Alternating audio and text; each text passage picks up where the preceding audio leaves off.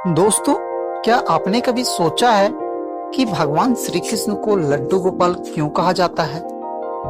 क्या ये सिर्फ भक्तों का प्रेम है या इसके पीछे कोई ऐसा अद्भुत रहस्य छिपा है जिसे सुनकर आपकी आत्मा तक भाव विभोर हो जाएगी? नमस्कार दोस्तों, मैं हूं गौतम और आज की हमारी यह कथा आपको ले जाएगी वृंदावन की उन गलियों में जहां भक्ति और प्रेम की शक्ति ने भगवान को स्वयं अपने भक्त के घर आने पर विवश कर दिया था। कहानी है एक ऐसे भक्त कुंभन दास जी की और उनके बालक रघुनंदन की, जिसने अपने निर्मल हृदय से ठाकुर जी को इस रूप में प्रकट कर दिया कि आज तक दुनिया उन्हें लड्डू गोपाल के नाम से जानती। लेकिन यह रहस्य कैसे शुरू हुआ?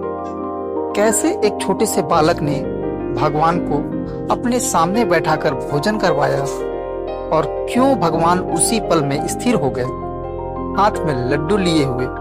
आखिर कौन सा चमत्कार हुआ था उस दिन? तो आइए पूरी कथा जानते हैं, पर अंत तक जुड़े रहिएगा, क्योंकि इस कथा का चरम आपके हृदय में वह कपकपी जगा देगा जो शायद आपने पहले कभी महसूस न की।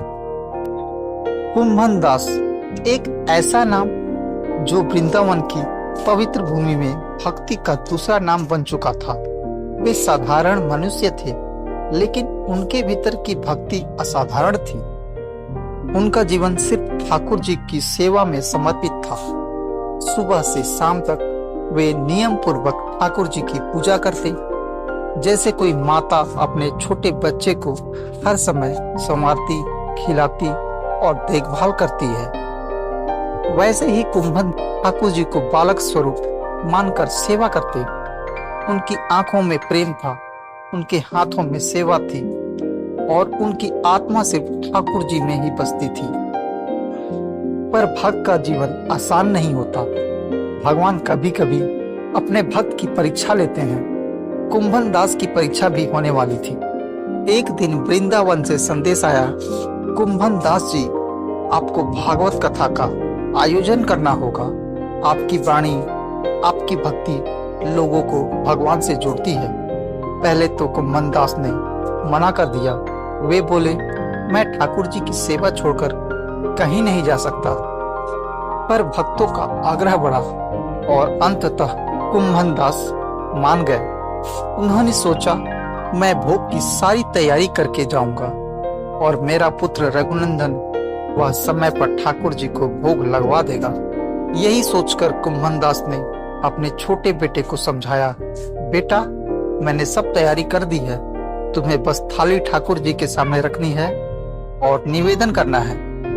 हे ठाकुर जी, कृपा करके भोग स्वीकार कीजिए, बस इतना करना और कुछ नहीं। कुंभन दास ने भारी मन से अपने ठाकुर जी को प्रणाम किया और वृंदावन की ओर प्रस्थान कर गए। लेकिन उन्हें नहीं पता था कि उनके जाने के बाद भगवान स्वयं एक अद्भुत लीला रचने वाले हैं। जैसे ही पिता चले गए, रघुनंदन ने भोजन की थाली सजाई। थाली में पकवानों की सुगंध पूरे घर में फैल गई। उसने सच्चे मन से पुकारा, ठाकुर जी, आइए, भोग लगाइए। उसके भोले मन में यह चित्र था कि भगवान सचमुच आएंगे, बैठेंगे और खाना खाएंगे। पर मूर्ति तो शांत रही, थाली जस की तस रखी रही। रघुनंदन ने फिर पुकारा, ठाकुर जी, आप रोज तो पिताजी के साथ खाते हो, आज क्यों नहीं आ रहे? धीरे धीरे उसकी मासूम आंखों से आंसू टपकने लगे। उसने रुआसी आवाज में कहा, अगर आप सचमुच मेरे ठाकुर जी हो तो आओ और मेरे हाथ से खाओ, वरना मैं भी कुछ नहीं खाऊंगा। भक्त का निर्मल प्रेम भगवान के लिए सबसे बड़ा आह्वान होता है। रघुनंदन की सच्ची पुकार सुनकर मूर्ति के होठों पर एक हल्की मुस्कान आई और तभी अचानक प्रकाश फैला। देखते ही देखते मूर्ति से एक बालक निकलकर सामने आ खड़ा हुआ।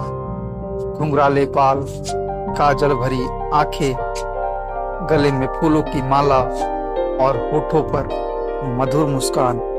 हाँ, यह स्वयं नंदलाल थे, स्वयं श्री कृष्ण थे।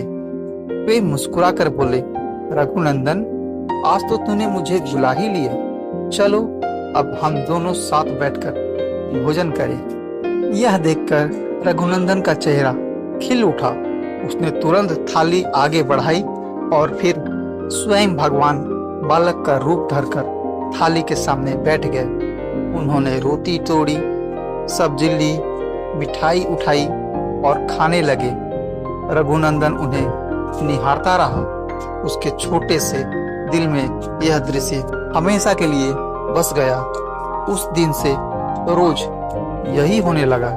जैसे ही भोग की थाली सजती, भगवान बाल रूप में आ जाते और भोजन करते। लेकिन यह रहस्य अधिक दिन छिपा नहीं रहा, क्योंकि कुंभन दास अब संदेह करने लगे थे। हर रात जब कुंभन दास घर लौटते तो पूछते, बेटा भोग लगाया? रघुनंदन मासूमियत से कहता, हाँ पिताजी, ठाकुर जी ने सब खा लिया, लेकिन थाली हमेशा खाली मिलती। कुंभन दास सोचते, शायद मेरे बेटे ने ही खा लिया होगा, बच्चा है, भूख लग जाती होगी। लेकिन यह रोज का नियम बन गया। अब कुंभन दास को शक होने लगा। लगता है बेटा झूठ बोल रहा है, यह कोई साधारण बात नहीं हो सकती। एक दिन उन्होंने निर्णय लिया, कल मैं छिप कर देखूंगा। अगले दिन उन्होंने स्वयं अपने हाथों से लड्डुओं से भरी थाली सजाई। मखमली रोटी, घी की खुशबू और मिठास से लबालब लड्डू। वे मन ही मन बोले, आज देखता हूँ बेटा सच बोलता है या झूठ। जैसे ही वह बाहर निकलने का नाटक कर रहे थे, वैसे ही वे पास ही एक पर्दे के पीछे छिप गए। रघुनंदन ने रोज की तरह ही थाली सजाई और ठाकुर जी को पुकारा, आइए प्रभु, भोग लगाइए। पहले तो सब शांत रहा, फिर वही प्रकाश, वही चमत्कार और मूर्ति से वही बालक निकलकर प्रकट हो गया। भगवान मुस्कुराते हुए लड्डू उठाने लगे। कुंभन दास यह देखकर स्तब्ध रह गए। उनकी आंखें भर आई। वे कांपते हुए पर्दे के पीछे से बाहर आए और रोते हुए प्रभु के चरणों में गिर गए। प्रभु, मैं मूर्ख था जो अपने ही बेटे पर संदेह किया। आप तो सचमुच उसके प्रेम में बंधकर आए थे। उसी समय भगवान के एक हाथ में लड्डू था और दूसरी लड्डू उनके मुख में जाने वाली ही थी। पर जैसे ही कुंभन दास चरणों में गिरे, भगवान उसी स्थिति में स्थिर हो गए। वह दृश्य इतना अद्भुत था कि शब्द भी उसका वर्णन नहीं कर सकते। भगवान उस समय स्थिर हो गए थे, हाथ में लड्डू लिए हुए, ठीक उसी रूप में। और तभी से भक्तों ने उन्हें उसी रूप में पूजा। वह बालक स्वरूप जिसमें एक हाथ में लड्डू है और मुख तक ले जाने का मुद्रा में है। भक्तों ने उन्हें लड्डू गोपाल कहना शुरू किया, क्योंकि उस क्षण ने यह सिद्ध कर दिया था कि भक्ति का सबसे बड़ा साधन है निर्मलता और निष्कपट प्रेम। आज भी जब हम घरों में लड्डू गोपाल जी की पूजा करते हैं, तो वही छवि सामने आती है। मुस्कुराता हुआ नन्हा कान्हा, हाथ में लड्डू लिए हुए। यह कथा सिर्फ एक नाम की उत्पत्ति नहीं है। यह कथा बताती है कि भगवान भव्य यज्ञ, बड़े मंदिरों और कठिन साधनाओं से अधिक प्रभावित नहीं होते। वे तो बस एक निर्मल हृदय चाहते हैं, एक मासूम पुकार चाहते हैं, एक बच्चे जैसी सरलता चाहते हैं। रघुनंदन की तरह जब हम भगवान को अपने दिल से बुलाते हैं, तो वे सचमुच हमारे सामने प्रकट होते हैं। शायद हमें दिखाई न दे, लेकिन हमारी थाली कभी खाली नहीं जाती। हमारे जीवन से कभी प्रेम और करुणा की कमी नहीं होती। इसलिए जब भी आप लड्डू गोपाल जी को देखें, तो याद रखिए, यह सिर्फ एक मूर्ति नहीं है, ये उस प्रेम की याद है जिसने स्वयं भगवान को बाल रूप में भोजन करने पर विवश कर दिया था। तो मित्रों, आप समझ गए होंगे कि भगवान श्री कृष्ण को लड्डू गोपाल क्यों कहा जाता है। यह नाम सिर्फ एक कथा नहीं है, यह एक जीवित प्रमाण है कि भक्ति अगर निष्कपट हो तो भगवान स्वयं आपके घर आकर लड्डू खाते हैं। अगर यह कहानी आप लोगों को थोड़ी सी भी अच्छी लगी हो तो इसे लाइक और सब्सक्राइब करें और इस पोस्ट को अपने दोस्तों तक पहुंचाइए। कमेंट में जय श्री कृष्ण जरूर लिखिए। इस प्रेम की गूंज को चारों ओर फैलाइए और याद रखिए, भगवान तक पहुंचने का सबसे सरल मार्ग है निर्मल प्रेम। धन्यवाद। जय श्री कृष्ण। फिर मिलते हैं एक नई पोस्ट के साथ।